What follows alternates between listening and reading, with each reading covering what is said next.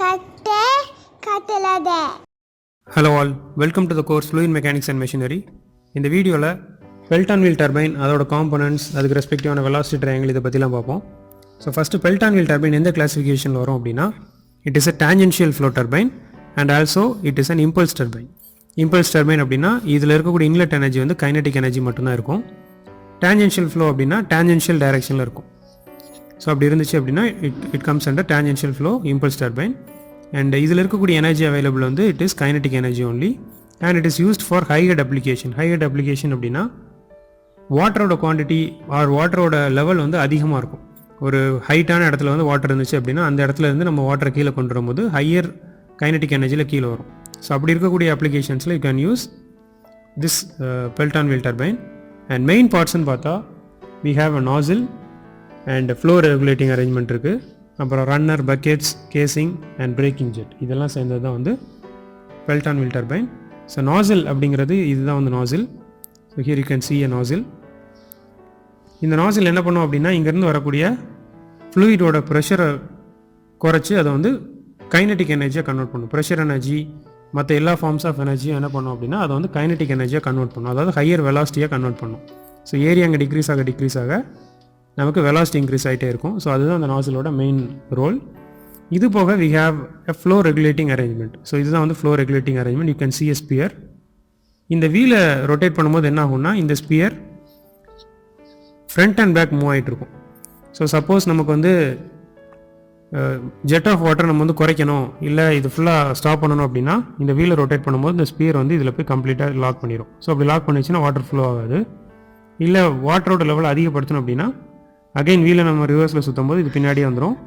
So வாட்டரோட level வந்து அதிகமாக வாட்டரோட ஃப்ளோ ரேட் வந்து அதிகமாக இருக்கும். ஸோ இதுக்காக தான் வந்து ஃப்ளோ ரெகுலேட்டிங் அரேஞ்ச்மெண்ட் வச்சுருக்காங்க. ஸோ இதுதான் வந்து ரன்னர்னு சொல்லுவாங்க வீல். இதில் வந்து யூ கேன் see பக்கெட்ஸ். இதெல்லாம் வந்து பக்கெட். இந்த பக்கெட் எப்படி இருக்கும்னா ரெண்டு ஹாஃபாக இருக்கும். ஸோ சென்டரில் ஒரு ஸ்ப்ளிட்டர் ஒன்று வச்சுருப்பாங்க.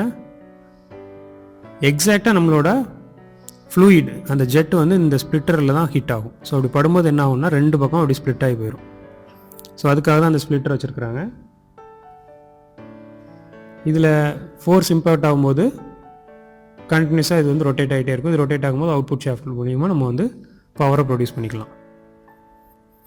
நெக்ஸ்ட் இஸ் கேசிங். இதுதான் வந்து கேசிங். நம்ம வாட்டர் அங்கே கொடுக்கும்போது வாட்டர் வந்து அப்படியே ஸ்ப்ளாஷ் ஆகி வெளியில் எல்லா பக்கமும் சதறக்கூடாது அப்படிங்கிறக்காக கேசிங் கொடுத்துருக்குறாங்க. So here you can see இந்த பென் ஸ்டாக்லேருந்து நாசில் வழியாக போய் நாசில்லேருந்து வரக்கூடிய அந்த ஃப்ளூயிட் வந்து கரெக்டாக அந்த பக்கெட்டில் போய் படுது. ஸோ அப்படி படும்போது இந்த ஃபோர்ஸ் மூலயமா இந்த ரன்னர் ரொட்டேட் ஆக ஆரம்பிச்சிடும். இந்த ரன்னர் ரொட்டேட் ஆகும்போது இந்த ஷாஃப்ட்டும் கூட சேர்ந்து ரொட்டேட் ஆகும். இந்த ஷாஃப்ட்லேருந்து நம்ம வந்து மெக்கானிக்கல் எனர்ஜி எக்ஸ்ட்ராக்ட் பண்ணிக்கலாம். ஸோ இவ்வளோ தான் சிம்பிளான அரேஞ்ச்மெண்ட் பெல்டான் வீல் டர்பைனுக்கு. இது போக எக்ஸ்ட்ரா இன்னொன்று என்ன இருக்கும் அப்படின்னா பிரேக்கிங் ஜெட்டுன்னு ஒன்று இருக்கும். அந்த பிரேக்கிங் ஜெட் வந்து ஒரு ஆப்போசிட் டைரெக்ஷனில் இருக்கும். சப்போஸ் நீங்கள் இமீடியட்டாக ஸ்டாப் பண்ணணும் அப்படின்னு நினச்சிங்கன்னா ஈவன்தோ நீங்கள் இந்த ஜெட்டை வந்து ஸ்டாப் பண்ணாலுமே வந்து இது கன்டினியூஸாக ரொட்டேட் ஆகிட்டே தான் இருக்கும். ஸோ அப்படி கன்டினியூஸாக ரொட்டேட் ஆகிட்டு இருக்கும்போது நம்மளால் வந்து இமீடியட்டாக ஸ்டாப் பண்ண முடியாது. அப்படி ஸ்டாப் பண்ணுறதுக்காக இதோட ஆப்போசிட் டைரெக்ஷனில் ஒரு ஜெட் வச்சுருப்பாங்க. ஸோ அது என்ன பண்ணணும்னா நமக்கு எப்போ இதை ஸ்டாப் பண்ணணுமோ அந்த டைமில் we can stop. And next is velocity triangle. velocity triangleல நம்ம வந்து ஒரு பக்கெட் எடுத்துருக்கிறோம். அந்த ஒரு பக்கெட்டில் இருக்கக்கூடிய ஸ்ப்ளிட்டர் தான் இது. எக்ஸாக்டாக ஃப்ளூயிட் வந்து இந்த பாயிண்டில் இந்த ஸ்ப்ளிட்டரில் தான் போய் பட போகுது. நமக்கு இது வேறு எந்த பர்டிகுலர் ஆங்கிள்லையும் பட போகிறதில்ல. ப்ரீவியஸாக வெலாசிட்டி ட்ரையாங்கிள் வரையும் போதெல்லாம் நமக்கு வந்து டைரக்ஷன்ஸ் வேறையாக இருந்துச்சு. இங்கே வந்து வெலாசிட்டி V1 வந்து ஸ்ட்ரெயிட்டாக ஆர் ஜெட் வந்து ஸ்ட்ரெயிட்டாக இந்த லைனில் தான் போய் படுது. ஸோ அப்போது வேறு எந்த ஆங்கிள்லையும் இல்லை, ஸ்ட்ரெயிட்டாக ஒரு ஹரிசாண்டல் லைன் வரைகிறீங்க which is V1. ப்ரீவியஸாக இந்த V1க்கு ரெஸ்பெக்டிவாக VF1 VW1 அப்படின்னு வரைஞ்சிருந்தோம், ஹரிசாண்டல் அண்ட் வெர்டிக்கல் காம்பனன்ட்ஸ். இங்கே இது எந்த ஒரு பர்டிகுலர் ஆங்கிள்லையும் இல்லை அப்படிங்கிறதால இதுக்கு ஹரிசாண்டல் அண்ட் வெர்டிக்கல் காம்பனன்ட்ஸ் எதுவும் வராது. இந்த V1க்கு ரெஸ்பெக்டிவாக ஈக்குவலன் டு VW1 வந்துடும், VF1 வராது. ஸோ V1க்கு ரெஸ்பெக்டிவாக VW1 வரைஞ்சாச்சு. அண்ட் பேலன்ஸ் இருக்கிறது AB வந்து U1 எடுத்துக்கிறீங்க அண்ட் B2C வந்து VR1 எடுத்துக்கிறீங்க. இதுக்கு ரெஸ்பெக்டிவான டேட்டாஸ் எல்லாமே கொஸ்டினில் இருக்கும், கொஸ்டினில் ப்ராப்ளமில் இருக்கும். And coming to outlet velocity triangle. So இதில் பட்டதுக்கப்புறம் என்ன ஆகுது அப்படின்னா இந்த அவுட்புட் வந்து அப்படியே டீவியேட் ஆகுது. ஸோ இது ஒரு பர்டிகுலர் டைரெக்ஷனில் டீவியேட் ஆகுது. இதுக்கு ரெஸ்பெக்டிவான ஆங்கிள் இஸ் 5. இது எவ்வளோ தூரம் டீவியேட் ஆகுது அப்படின்னா அதுக்கு ரெஸ்பெக்டிவான ஆங்கிள் ஆஃப் டிஃப்ளெக்ஷன் நமக்கு தெரியும். இந்த பர்டிகுலர் ஆங்கிள் ஆஃப் டிஃப்ளெக்ஷன் இந்த பிளேட் ஆர் இந்த பக்கெட்டோட ஆங்கிள் ஆஃப் டிஃப்ளெக்ஷன் நமக்கு தெரியும். ஸோ அதுக்கு ரெஸ்பெக்டிவாக தான் இது வந்து டீவியேட் ஆகிருக்கும் ஆர் டிஃப்ளெக்ட் ஆகிருக்கும். ஸோ அதை நம்ம வந்து 5 அப்படின்னு எடுத்துக்கிறோம். This is VR2. Then VR2 முடிஞ்சதுக்கப்புறம் with respect to this particular phi we are making a line U2. velocity triangle-ஓட detailed explanation already ஒரு வீடியோவில் இருக்குது. அதுக்கான லிங்க்கை நான் டிஸ்கிரிப்ஷனில் கொடுக்குறேன், நீங்கள் போய் பாருங்கள். ஸோ இப்போ VR2 U2 நமக்கு தெரியுது அப்படின்னா இதுக்கு ரெஸ்பெக்டிவான V2 நம்ம வரைஞ்சிடலாம். Because VR2 is relative velocity of U2 and V2. நமக்கு எய்தர் U2 V2 தெரிஞ்சுன்னா VR2 கால்குலேட் பண்ணிடலாம், இல்லை VR2 U2 தெரிஞ்சுன்னா VW2 கால்குலேட் பண்ணிடலாம். So you can join these 2 lines or these 2 points, you will get V2. And இதுக்கு ரெஸ்பெக்டிவான horizontal and vertical component வந்து VW2 and VF2. So this is velocity triangle for Pelton wheel turbine. So Pelton wheel turbine ஓட velocity triangle ரொம்ப simple. Outlet velocity triangle already நம்ம பார்த்தது தான். இன்லெட்டில் velocity triangle இருக்காது, ஒரே ஒரு ஹரிசாண்டல் லைன் மட்டும்தான் இருக்கும். And coming to the calculation, so first is calculating the net head. Net head can be calculated by Hg minus Hf. This is net head, where Hg is gross head and Hf, so 4 of LV square divided by 2GD. இங்கே நிறைய D நம்ம use பண்ணோம் அப்படிங்கிறதால இங்கே D ஸ்டார்னு போட்டுக்கிறேன். Because capital D வந்து diameter of wheel அப்படின்னு எடுப்போம்,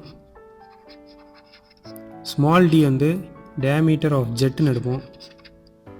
அப்படி இருக்கும்போது இன்னொரு d நம்ம எடுக்கிறோன்னா அதை வந்து D ஸ்டார்னு வச்சுப்போம். இது வந்து diameter of penstock. For calculating velocity of jet at inlet, V1 which is equal to root of 2GH, இதை வச்சு you can calculate velocity of jet at inlet. Then for calculating U1 is equal to U2 is equal to U. இதை calculate பண்ணுறதுக்கு you have to use pi dn by 60. So velocity of wheel calculate பண்ணுறதுக்கு pi dn by 60 use பண்ணிக்கலாம்.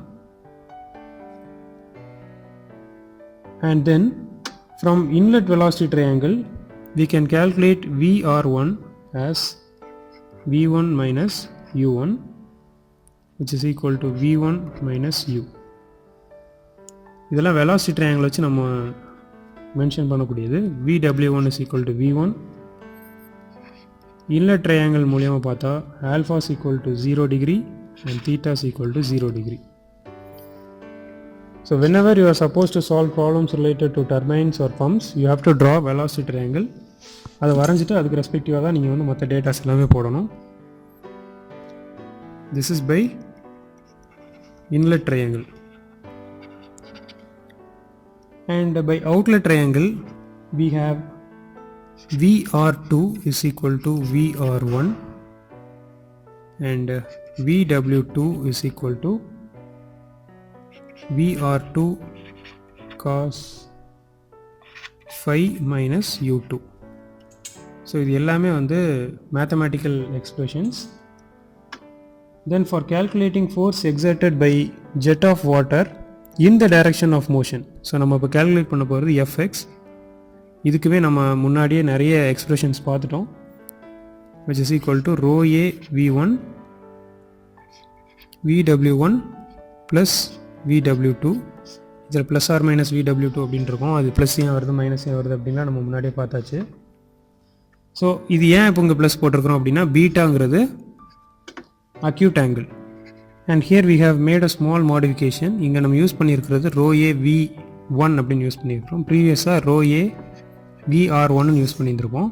இங்கே rho a v1 யூஸ் பண்ணுறோம். Because here we have series of waves. Series of vanes அப்படின்னா vanes கண்டினியூஸாக இருக்குது. So அப்படி கண்டினியூஸாக இருக்கும்போது it is not necessary to use rho a VR one. So அதுக்கு பதிலாக நம்ம ரோ ஏ வி1 யூஸ் பண்ணிக்கலாம். ஸோ எஃப்எக்ஸ் கால்குலேட் பண்ண rho a V one into VW one plus VW two இது போட்டால் ஆன்சர் வந்துடும். அண்ட் ஒர்க் டன் கால்குலேட் பண்ணுறதுக்கு work done per second is equal to fx into u, which is equal to rho a v1 vw1 plus vw2 into u. இதோட unit Newton metre per secondல இருக்கும். and then for calculating power, இதுவே வந்து power தான், work done per secondனாலே power தான், but இருந்தாலும் which is equal to rho a v1 into vw1 plus vw2 into u divided by 1000. Newton metre per second அப்படின்னா joule per second அப்படின்னா watt, divided by 1000 போடுறோம் அப்படிங்கிறத it is kilowatt. இப்போ work done per second calculate பண்ணியாச்சு. Then work done per second per unit weight striking per second, unit weight of water striking per second, which is equal to rho a v1 vw1 plus vw2 into u divided by rho a v1 into g, which is equal to இந்த rho a v1 cancel ஆயிரும். So 1 by g vw1 plus vw2 into u. இது ஃபுல்லாகவே kinetic energy தான் நமக்கு இன்லெட்டில் இருக்குது அப்படின்னு நம்ம முன்னாடியே பார்த்தோம். ஏன்னா அது வந்து ஒரு இம்பல்ஸ் டர்பைன் அப்படிங்கிறதால இதில் ஃபுல்லாகவே கைனட்டிக் எனர்ஜி தான் இருக்கும். ஸோ கைனட்டிக் எனர்ஜி அப்படின்னா 1/2 mv² தான் kinetic energy. So which is equal to 1/2 rho a v1 into v1². So this is the amount of energy available at the inlet. And for calculating hydraulic efficiency is equal to work done per second divided by kinetic energy, which is equal to rho a v1 into vw1 plus vw2 into u divided by half rho a v1 into v1². So hydraulic efficiency is equal to 2 vw1 plus vw2 into u divided by v1². So இந்த relations எல்லாமே ரொம்ப important. இதெல்லாம் வச்சு தான் நம்ம வந்து will calculate all the datas. So இப்போ hydraulic எஃபிஷியன்சிக்கான relation என்னென்னு பார்த்துட்டோம். பட் எப்போ மேக்ஸிமம் ஹைட்ராலிக் எஃபிஷியன்சி இருக்கும், எந்த கண்டிஷனில் மேக்ஸிமம் ஹைட்ராலிக் எஃபிஷியன்சி இருக்கும் அப்படிங்கிறது ரொம்ப important. So you have to calculate maximum hydraulic efficiency. இது எந்த கண்டிஷனில் இருக்கும் அப்படிங்கிறது ரொம்ப இம்பார்ட்டன்ட். ஃபார் டூயிங் ஸோ நம்ம இப்போ வெலாசிட்டி ட்ரையாங்கிள் எடுத்துப்போம். ஸோ வெலாசிட்டி ட்ரையாங்கிள் மூலியமாக we have vw1 is equal to v1 and vr1 is equal to v1 minus u1, which is already v1 minus u அப்படின்னு எடுத்துக்கலாம். then vr2 is equal to v1 minus u. ஏன்னா vr1 vr2 equal. So அதனால் vr2 v1 minus u தான். then vw2 is equal to vr2 cos phi minus u2, and from this we can write vw2 is equal to vr2 பதிலா v1 minus u cos phi minus u இப்படி எழுதிக்கலாம். u2 பதிலா நம்ம u1 மாற்றி எழுதிக்கிறோம். So இது எல்லாத்தையும் நம்ம ஹைட்ராலிக் எஃபிஷியன்சி ஃபார்முலாவில் சப்ஸ்டியூட் பண்ணுறோம். ஹைட்ராலிக் எஃபிஷியன்சிக்கான ஃபார்முலா இப்போ தான் டெரைவ் பண்ணோம். அது என்ன அப்படின்னா 2 vw1 plus vw2 into u divided by v1². So இதில் we are going to substitute the values of v1, vw1 and vw2, which is equal to 2 into v1 plus v1 minus u cos phi minus u into u divided by v1². And இதை நீங்கள் expand பண்ணி derive பண்ணீங்க அப்படின்னா ஃபைனலாக வரக்கூடிய result 2 into v1 minus u 1 plus cos phi u divided by v1 square. This is hydraulic efficiency. So நம்ம hydraulic efficiency கான relation இப்போ எடுத்தாச்சு. This relation is with respect to v1 u and cos phi. இந்த மூணையும் base பண்ணி தான் அந்த relation இருக்குது. இதில் v1 அப்படிங்கிறது மட்டும்தான் இன்லெட். இந்த இன்லெட்டை பேஸ் பண்ணி நமக்கு u வரும். இந்த uவை பேஸ் பண்ணி தான் நமக்கு வந்து அவுட்புட் இருக்கும். இது வந்து velocity of the wheel. So இதை பேஸ் பண்ணி இருக்க போது. So hydraulic efficiency will be maximum for the given value of v1. இந்த given value of v1க்கு ரெஸ்பெக்டிவாக இந்த u வரப்போகுது. So you are going to differentiate this hydraulic efficiency with respect to u and you are going to equate it with 0.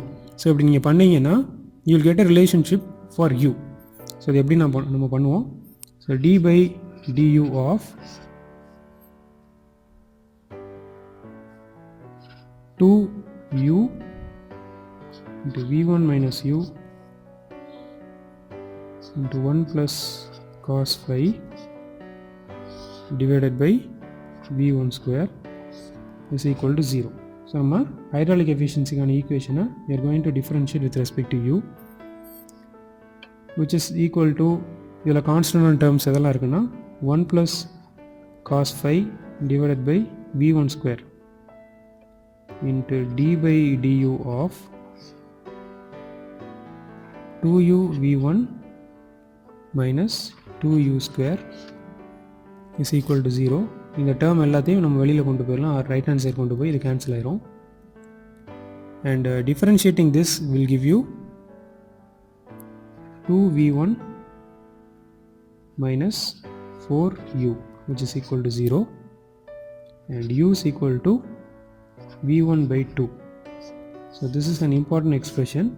So for the value of u, அதாவது Pelton wheel turbine wheel velocity வந்து if the wheel velocity